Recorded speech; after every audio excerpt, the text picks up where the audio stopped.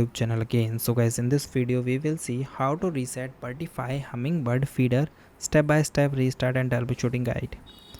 So guys, first of all, reboot soft reset. So using this method, if the camera is simply offline, not streaming or freezing, it will not delete your saved videos or Wi-Fi setting.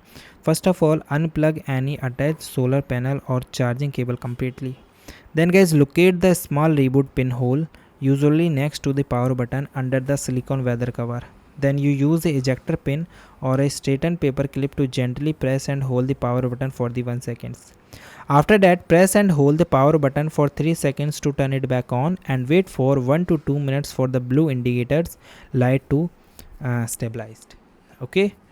After that, use this method if you are giving the device to someone else, like factory reset. For this, ensure the camera is turned on and the blue indicator light is lit. Find the recessed physical reset button, usually near the USB-C charging port or the SD card slot.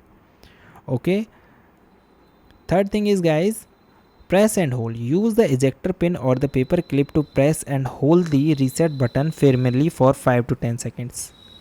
Then keep holding until the indicator lights blinking or changing the color.